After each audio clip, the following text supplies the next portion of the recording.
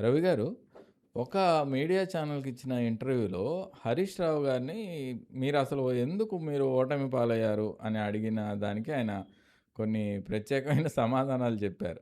దాంట్లోనే కవిత గురించి మాట్లాడారు. ఇతర పార్టీల గురించి కూడా మాట్లాడారు. ఏంటి సార్ ఆయన కాన్వర్జేషన్‌ని మనం ఎలా అర్థం చేసుకోవాలి? అంటే తెలంగాణ రాజకీయాలు నిజానికి ఇప్పుడు చాలా హాట్‌గా ఉన్నాయి. మీరన్నది బీఆర్ఎస్ మాజీ మంత్రి, కీలక నేత హరీష్ రావు నిన్న ఇచ్చిన ఇంటర్వ్యూ ఒకటి. దాంట్లో ఆసక్తికరమైన విషయాలున్నాయి. దాంతో పాటు మీరు గమనిస్తే రేవంత్ రెడ్డి, కిషన్ రెడ్డి హోరాహోరీగా సవాళ్లు చేసుకోవటం కానీ, అలా కాంగ్రెస్ ఇక్కడ పరిశీలకురాలుగా ఉండిన మీనాక్షి నటరాజన్ రాజ్యసభ పత్రం తిరస్కరించబడడం కానీ, నామినేషన్ మధ్యప్రదేశ్‌లో ఇలాంటివన్నీ ప్రతిదీ కూడా తెలంగాణ రాజకీయాల్లో ఊహాగానాలకు, వివాదాలకు దారితీస్తున్నాయి. హరీష్ రావును నిన్న ఇంటర్వ్యూ చేసినప్పుడు సహజంగా ఆయన రేవంత్ రెడ్డి ప్రభుత్వం దాని తప్పిదాలు, వాగ్దాన భంగాలు, సమస్యలు పేరుకుపోవడం ఇట్లాంటివన్నీ కూడా ఆయన చెప్పారు. మరి మీరు గతసారి ఎందుకు ఓడిపోయారు? ఓడిపోవడానికి దారితీసిన అంటే కనీసం 3 ప్రధాన కారణాలు ఉన్నాయి అని ఆయన చెప్పిన దాంట్లో కొంచెం. మొదటిది ప్రకృతి మాకు సహకరించలేదు. ప్రకృతి సహకరించకపోవడం అంటే ప్రకృతి సహకరించకపోతే ప్రజలకు ప్రభుత్వాలు సహకరించాలి తప్ప. అంటే ప్రకృతి సహకరించకపోవడం అంటే అది డైరెక్టేనా? ఏమైనా ఇండైరెక్ట్ ఉందా అదే సార్ దాంట్లో? దానికి ప్రకృతి అన్న పదం ఆయన చాలా విస్తృతమైన అర్థంలో వాడారు. హ్మ్. ఏంటి అంటే 2 కారణాలు, 2 ప్రకృతి సహకారాలు. హ్మ్. ఒకటి, మేము ఈ పబ్లిక్ సర్వీస్ సర్వీస్ కమిషన్ పరీక్షలు లేకపోతే ఇట్లాంటివన్నీ చాలా జాగ్రత్తగా జరుపుతూ వచ్చాము. ఒక్కసారి కూడా పొరపాటు జరగలేదు. హ్మ్. టెస్టులు ఇవన్నీ. కానీ సరిగ్గా ఎన్నికల సంవత్సరంలోనే హ్మ్. తెలంగాణ పబ్లిక్ సర్వీస్ కమిషన్ పెట్టిన పరీక్షల్లో పేపర్ లీక్ అవ్వటం ఇదంతా చాలా తీవ్రమైన దుమారానికి దారితీసింది. దాంతో నష్టపోయాము. హ్మ్. ఇది ప్రకృతి కాదు, ఇది ప్రభుత్వమే హ్మ్. వాస్తవానికి. అయితే అప్పుడే ఎందుకు జరిగింది? దాని వెనక మరి కుట్ర ఏమైనా ఉందా? నేను చెప్పలేను. కానీ హ్మ్. అదొకటి. రెండోది, గోదావరికి ఉధృతంగా వరదలు ఇవన్నీ వచ్చినప్పుడు కూడా తట్టుకున్నటువంటి కాళేశ్వరం హ్మ్. హ్మ్. మేడిగడ్డ అది సరిగ్గా ఎన్నికలు ఇంకో 2 నెలల్లో ఉన్నాయనంగా 2, 3 నెలలనంగా అది హ్మ్. చిన్న తేడా వచ్చింది. అది మామూలుగా వచ్చుంటే మేము 2 నెలల్లో, ఒక నెల రోజుల్లో దాన్ని సరిచేసి నీళ్లు పారిచ్చేవాళ్ళం. హ్మ్. హ్మ్. కానీ కరెక్ట్‌గా సరిగ్గా అప్పుడు వచ్చేసరికి హ్మ్. దాన్ని కాంగ్రెస్ పార్టీ మా మీద దీనికి వాడుకుందని. ఇవి సో 2 ప్రకృతి అనొచ్చు, లేకపోతే మ్యాన్ మేడ్ అనొచ్చు. అనొచ్చు కదా! అవును. నిజానికి ప్రకృతికి అయితే ప్రకృతిని తట్టుకున్నామని చెప్తున్నారు. అంటే ఏదైతేమి సిమెంట్ స్లాబ్ మ ప్రకృతిలో భాగం కాదని. అంటే అనుకోనివనే కొంతమంది ప్రకృతి పరిస్థితులు అనే బదులు ప్రకృతి అని కూడా అంటే వాడతారు. విధి అనే బదులు ఆయన అనే ఆయన అలా ప్రకృతి అని అన్నాడు. వాడినట్టు ప్రకృతి అని అనుకోవాలి. వాడారు అంతే. అంటే మొత్తానికి ఈ తప్పిదాలు మాకు నష్టం చేశాయి అనేది ఇక్కడ హ్మ్. కీలకమైంది. రెండోది ఆయన చెప్పేదేంటంటే, కేసీఆర్ గారు బాగా చేశారు. రైతులకు 10,000 ఇచ్చారు. ఇంకోటి చేశారు. కానీ 10,000 కాదు, మేము 15,000 ఇస్తాము హ్మ్. అని కాంగ్రెస్ ప్రభుత్వం రేవంత్ రెడ్డి చెప్పడం అనేది వాళ్ళలో ఆశ కలిగించింది. హ్మ్. వాళ్ళు ఎక్కువగా ఆకర్షితులయ్యారు. హ్మ్. వాళ్ళేమి పెద్దగా వనరులు, లెక్కలు అవన్నీ ఏమి చేసుకోకపోయినా ఓటర్లను ఆకర్షించడానికి ప్రయత్నించారు. సో, మేము చేస్తున్న దానికంటే కాంగ్రెస్ చేస్తామని చెప్పిన వాగ్దానాలు ఎక్కువగా కనబడడం వల్ల ప్రజలు అటువైపున ఆకర్షితులయ్యారు. హ్మ్. అదొకటేను. మూడోది ముఖ్యమైనదే కొంచెం. కొంతమంది అభ్యర్థులను మార్చాల్సింది. హ్మ్. హ్మ్. కేసీఆర్ గారు ఏమంటే చాలా రోజుల నుంచి పోతున్నాము, ప్రభుత్వం మీద ఇది ఉంది. నా మీద నమ్మకం ఉంది. ఉంది అనే దాంతో అభ్యర్థులు దాదాపు వాళ్ళందరినీ కొనసాగించారు. మీకు హ్మ్. గుర్తుంటే ప్రమోద్, చాలా సార్లు వీళ్ళని మారుస్తారు, వాళ్ళని మారుస్తారని మనం మీడియాలో చెప్తూ వచ్చాము. అవును. 50% మందిని తీసేస్తారని 50% కూడా ఇన్నాం. తీసేస్తామన్నారు, హెచ్చరికలు చేశారు, ఇవన్నీ చేశారు. దానికి తగినట్టే సర్వేలు చేసినప్పుడు కూడా హ్మ్. సగం మందికి ఇబ్బంది, వాళ్ళకు అసంతృప్తి ఎక్కువగా ఉంది అని కూడా సర్వేల్లో వాటిలో వచ్చింది. తీరా ఎవ్వరిని మార్చలేదు. హ్మ్. సో, ఖచ్చితంగా అందరిని అలాగే కొనసాగించడం అన్నది మాకు నష్టం చేసింది. ఇవి హ్మ్. 3 ఆయన సూటిగా చెప్తున్నట్టే. భావించాలి. ఖచ్చితంగా అంతే. ఇంకా మీరన్న ఆసక్తికరమైనది కవిత. హ్మ్.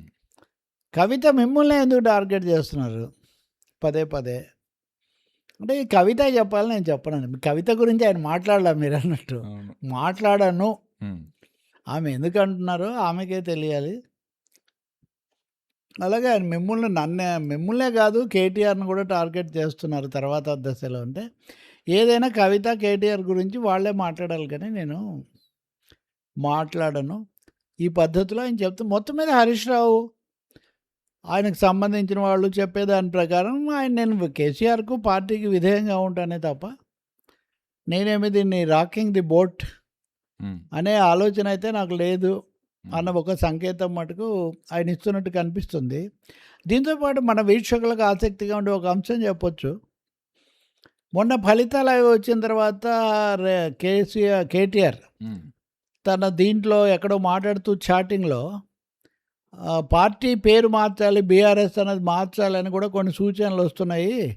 దాన్ని కూడా పరిశీలించడానికి మేము సిద్ధంగా ఉన్నాం అన్నారు. హ్మ్. కానీ వాళ్ళ పత్రికలో హ్మ్. హ్మ్. హ్మ్. బీఆర్ఎస్ పేరు చాలా దాన్నేం మార్చక్కర్లేదు.